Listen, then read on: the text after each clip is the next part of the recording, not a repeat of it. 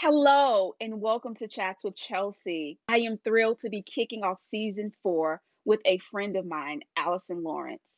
She and I met in 2016. She was actually one of the first individuals I met when I moved here to Virginia. Allison is the executive director of the Senate Democratic Caucus. She is a member of the Richmond Links.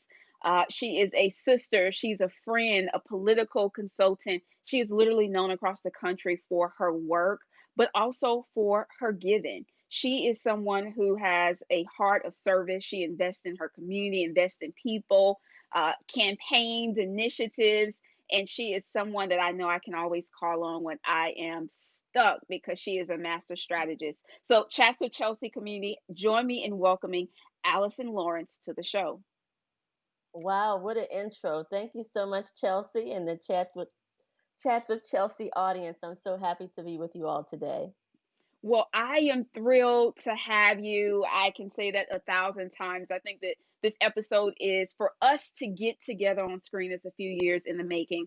But as you always say, trust the process, trust God's timing. And I believe that this is His timing for us to be able to chat and for you to be able to share a little bit more of your story. And so today we're talking about overcoming adversity. When we look back on 2020, we know that the year was filled with adversity for many people, but for folks like you and I, we've been dealing with adversity for a few years, challenges and learning Yeah, how to overcome. And I yeah. am so grateful for your life and your walk of how you've shown so many of us how you can overcome adversity and come out looking fabulous and doing better than ever. So let's just jump in. Tell us Okay, I'm about ready. you're ready? Okay. I'm ready. Tell us about Mother's Day 2017. Wow. Mother's Day 2017 was truly a day that I wish I can forget. Mm. Mother's Days have always been challenging for me. It's not that I've lost my mother or anything, but it's part of it with my infertility issues. And so, always longing and wanting to be a mother. That day brings a little joy and a little sorrow, right? I'm able to celebrate and love on my mother, but yet longing to be a mother and how much that day means to me. But fast forward to 2017 Mother's Mm. Day. It was an awkward feeling moment. I remember waking up that Sunday and, I just got myself together and went about the day. And my husband had left that morning to play golf. Um, and, came back later that evening, ironically, and was like, um, this marriage is over. Mm. Now, keep in mind, I Wow. am starting a new job the next day, that Monday, starting a new job, and which is literally a minute from where his business establishment is. Mm. So, Mhm. it was a variety of emotions, right? Pain, anxiety, um, stress, disappointment, heartbreak, hurt. And yet that next morning, I don't know if I slept at all. I really have tried to block the majority of that traumatic experience out my life. But, get Right. up that next morning, as we always have to do, particularly as Black women, we put our look on, That's right. inside and out, and we Hmm. plunge through the day. And it wasn't until I was going over my paperwork with HR and filling out married, single, Mm. all of that and the health insurance, right? And I was Right. just, I had sound mind to say, if this so and so says it's over, I am damn sure not going to pay for health insurance for us. And Hmm. we had custody of his son at the time. So, I had foresight to do that because I had been carrying the medical insurance for our family, and which and everyone who knows that does that, that's a deduction from your paycheck, That's a right. very hefty deduction from your paycheck. And so, thinking I did have the common sense not to do that, right? And and then all these thoughts started coming through my mind, and I had a moment, and I had to tell the human resource Mm. person, my husband told me last night that our marriage is over. How Mm. should I proceed with this paperwork? And because I knew divorce would be inevitable and going through all of that, and I met with my direct report later on that day, and I just had to tell her, I said, look, I am trying to keep it together today, but let me just share what has happened. And she just, she was like, oh my God. And Right. everybody knew the proximity of his business from our office building. Mm-hmm. So, that was my Mother's Day, and the next day, starting my new amazing job, 2017. Wow. What a day, just to think about the impact that that one day, but also the history of that Yeah, day, just in terms of your infertility challenges.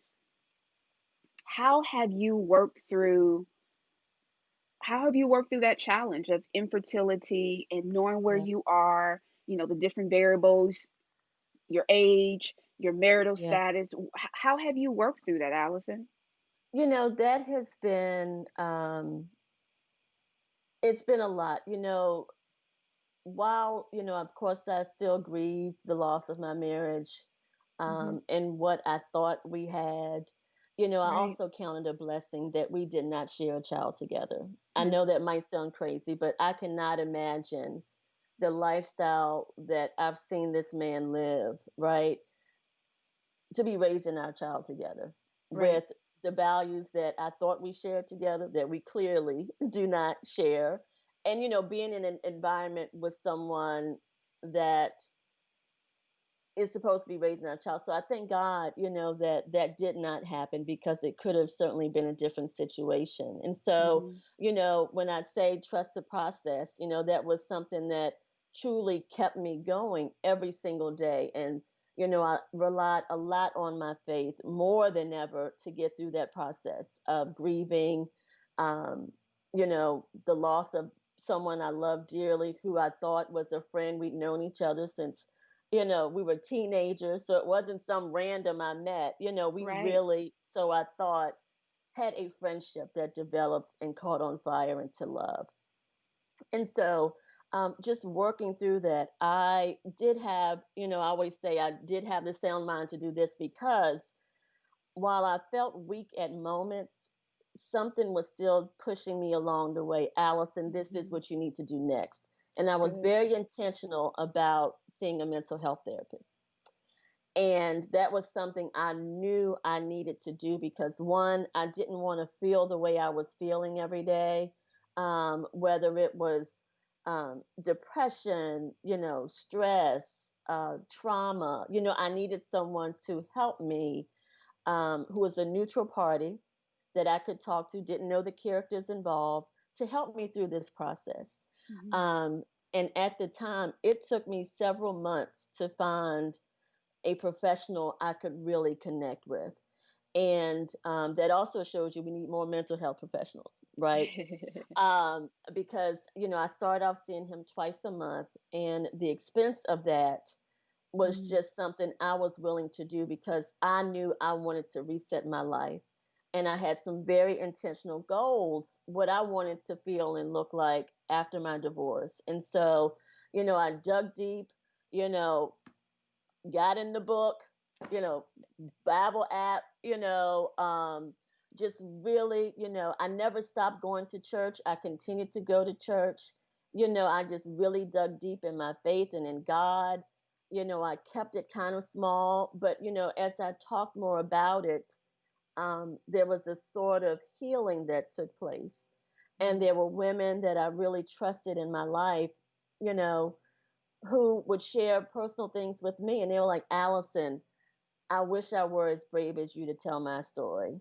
And Wow. I share with them, it is because a sister friend at church, after service, she was in the balcony. I was on the first level, and we connected. She texted me, said, I want to take you to brunch. And this is someone who was my neighbor, Wow. a girlfriend who got me my first paid political job. And I thought she was just the strongest thing. Like, she is a no nonsense. And if I said her name, you'd be like, wow. But she sat with me through at brunch, and she shared her story of domestic abuse. Mm. And again, this is my neighbor, literally around the corner. And Hmm. I never knew what her husband did to her, and her children saw that, her two girls. And I was just broken. And because she shared with me, I knew I could not hold my story in, because it truly gave me the fuel to continue to press forward and know that you're not alone. Sometimes that's all we really need. Like, there are other people going through similar situations, Right. but when you have that sister connection, or either a male connection, I remember sharing my story, part of my story, and a gentleman who I'd known for years, he called me and he said, Allison, my ex-wife was abusive to me. Mm. And I just really was just like, oh my God. People are truly being set free from things they've never released. And so, I encourage people, use your social media platforms to share your journey, because people are watching. Hmm. And That's especially right. during this time of COVID, we're not able to gather as we used to gather. So that connection on social media just might save someone else's life. And I really take that to heart, because, we've had women to and men, to take their own lives because they Hmm. can no longer live with the guilt or the pain or the shame or the depression. And I just knew I could never live with myself like that, just knowing, you Hmm. know, people thought we were the perfect couple, and just knowing behind closed doors, this man had a whole nother life for probably 7 of our 8.5 years of marriage. He Wow. had an entire another life, and Mm. no one said anything to me until after the fact, because he said we had an open marriage. Let me tell you something. I am not having an open marriage living check to check with anybody. I'm just going to say that right now, right? Like, it just makes, and I've known these people, Right. before, you have known me. Like, how could you think I would go with some stupid stuff like that? So anyway, yeah, I mean, truly trust the process, share your story. I came up with these hashtags, if you will. And one of them was hashtag trust the process, hashtag life is beautiful, hashtag the best is yet to come, because I needed to speak that positivity Right. in my life every day, and just letting people know this is just a little bump in the road, just, but joy is on the other side, and the best is yet to come, truly. So, my sister even bought that for me, some signs like that. The best is yet to come for my home. I have two in my bedroom, one of my closets, and one in my bathroom. So it's, in case, so It's I a don't constant ever forget reminder. anything. It's a constant reminder. And, you need that sometimes during the Hmm. day. Just when you might have a little moment where you get down and you're just like, hey, pause. You need to do a reset, you know. So, So, as I was listening to you and hearing your story again, and thinking about the number of people that you've been able to touch, and as you were sharing with the hashtags, I've been, we follow each other on Twitter, and yeah. you were very vulnerable and very open about this process, and as you shared, that was something that was a part of your healing journey. Yet, was there Mhm. ever this moment where you question putting yourself out there? I didn't, Chelsea, because, and I've always had a different type of thinking, and my mother has never really understood it, or my sister. And I have really never cared what people thought about me. I just have to do what I feel is right, in my spirit and in my soul. And I was just like, I don't care, and there are a few folks that have, would text me and be like, girl, I don't know about all that. And, I can't believe you're being so transparent. And I was like, I am transparent because someone was transparent for me. And I know what Wow. that did to turn me around. You know what I Wow. mean? So, Yeah. um, particularly men, they always are, no matter what, they are going to stick by one another. And they had some comments, and I was just like, I don't care. I don't Well, care. Because listen. if I did, Hmm. the journey would look much different. Oh, and I can't say yeah. that I would be as strong as I am today if I were to have kept that just all inside Mm, and only a small group of people knowing, and it allowed me to also give people more grace through their healing, mm, whether they're healing from a miscarriage or they're healing from the death of a loved one and they might react a little differently. It's because people are going through something. right. And, we always say hurt people hurt people. Well, I was hurt, but I didn't want to hurt someone else. I Mm. wanted to set someone else free. One of the things you shared was that, learning that for, 90-ish, if not more percent of your marriage, that, your husband had this other life. Um, how have you, how did you work through that? Because as you shared, and again, I've seen some of your tweets of women who've come to Mm. you and shared, oh my gosh, this has happened to me. But how did you work through that? Because you're one of those people where you give your all. And so you were giving your all in a marriage and not knowing that he had this other life. I mean, how did you work through that manipulation, through that deception? Mhm. How did you do that? You know, um, it was a challenge because I had to look at myself instead of placing blame on him Hmm. and her or the multiple women, right? Right. And yet I had to not blame it all on myself because part of it was, and again, I am so grateful for my therapist I'm still seeing him, because we are still moving forward now that the divorce has been finalized, and what does Allison want for her life next? That's And good. so it was really a lot of self work that I had to do. Did I ignore signs that were there? Absolutely. Mm, Did I ignore family members who would say things and say, are you sure you want to do this? This was before we were married.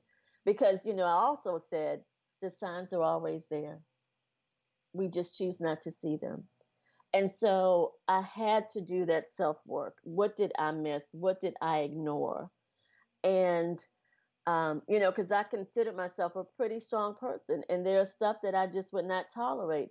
But it was because of my authentic love that I had for this man that I had blinders on. mm, And so, again, that self work is how I had to get through it all, and it wasn't until a therapy session I had last month because I had started having these random dreams of my ex husband just out of the blue. It's not that, it was a trigger or anything. And I would notate that in my notes, right? So I could talk about it at my next therapy session. And we're having a conversation, and I've always made excuses. And I noticed I still did that for my last session with my therapist. I made excuses for why my husband treated me the way he did. And yet I still worked on that forgiveness of him. And my therapist stopped me in my tracks and he said, you've made so many excuses for this man for the last, what, 3.5, 4 years, and you've forgiven him. But it doesn't sound like you forgiving yourself, Allison. And I said, oh my, I mean, tears were in my eyes. As they are right now, I'm mhm. welling up. And I was like, whoa, I had to really, get myself together around that. And so that was my homework assignment, right? To Allison, she didn't blame it all on herself, but did she stop to forgive herself for what happened? And so, I mean, I've been still sitting in that, right, and working through that. Like Allison, you know, you you worked on all of this with him and his stuff, but you didn't stop to forgive yourself. And so that was another lesson, so many years later that I am still working on Allison, but Allison needs to forgive Allison. And that was Wow. just a moment. That's powerful. And Yeah. I appreciate your transparency in walking us through that process, because I think one of the other key nuggets out of this, of what you're sharing, Allison, is that your healing journey, it's not only a process, but it can be a lengthy process because this is Yes. a critical milestone in your healing journey that you're getting to almost 4 years later. Yes. But it also shows the work that the investment that you made, not only financially, but also mentally and emotionally, to be able to even get to this point for your therapist to see that you were ready for this. Yes. Yes. And that's the other thing. Because I've had friends to say, well, I tried that, but I just couldn't connect with my therapist. Don't give up. Just as we're taking care of ourselves with exercise and, making better eating habits, you need to take care of that internal piece, right? Mhm. And talking to someone who, again, doesn't know the players, who can help you figure out things that might be puzzling, and I always say, just you need faith, you need God, but you also need that other person on the other side, right? That's That right. therapist. And so I'm a big proponent of talking about mental health.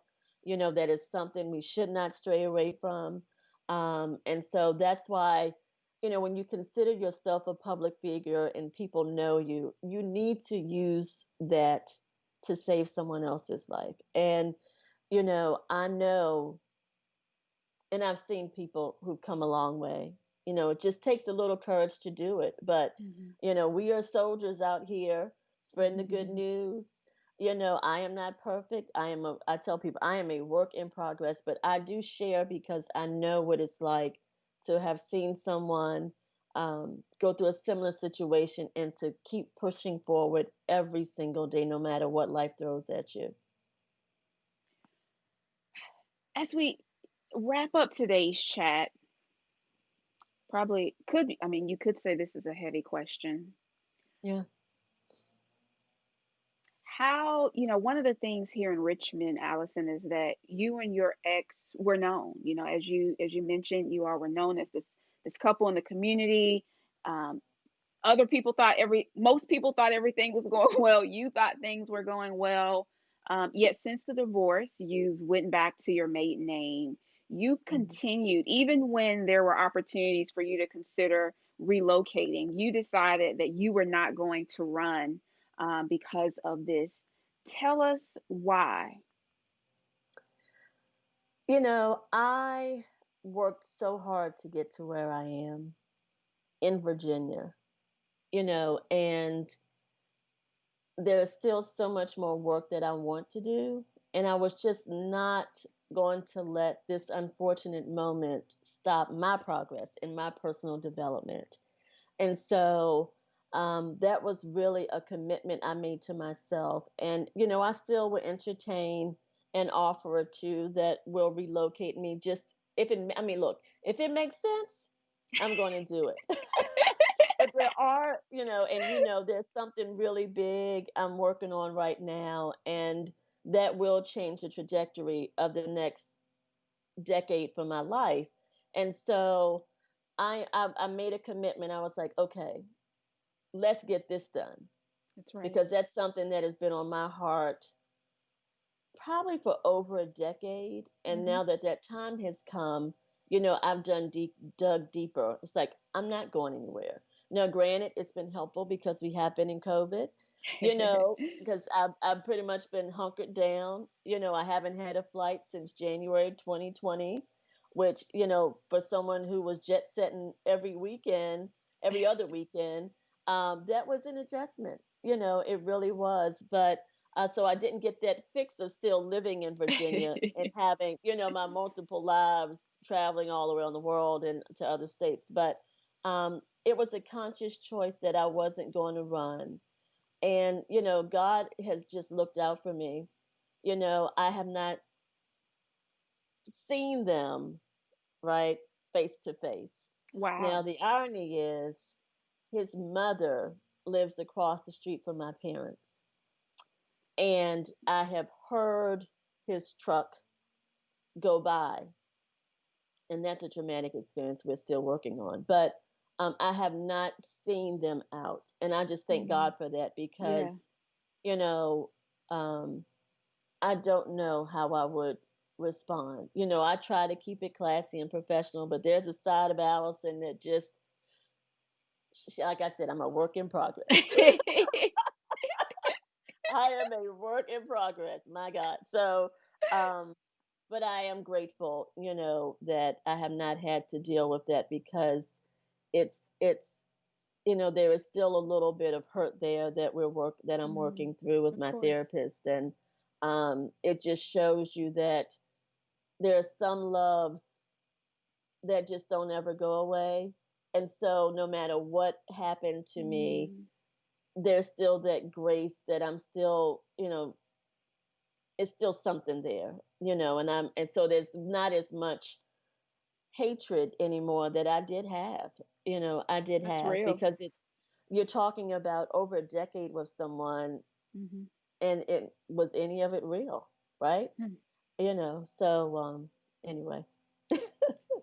So final words. What would you say to another sister friend out there who's listening or watching? Um, what would you tell them when they find themselves in this place of kind of just being, um, feeling as if a ton of bricks just hit them with some news with the adversity? How do they overcome? I think it's important to really self-reflect first and find at least one person that you can just let that initial feeling get out, just no matter what it looks like, that ugly cry, that throwing something across the house, whatever you need to do, get that out with that one person you really, really trust, where there's no judgment, and allow that person to be that true friend and tell you, you got to get yourself together, right? That hard conversation. You may sit in this just for this moment, but you're not going to stay there. That's And good. so, and trust that friend to tell you, okay, this is what you need to do. You need to get in that book, that good book. You need to increase your prayer life. You have to trust that process, and you need to get to see a mental health therapist. Hmm. And it's not going to happen overnight. I am still working through this, and now what we're approaching 2021.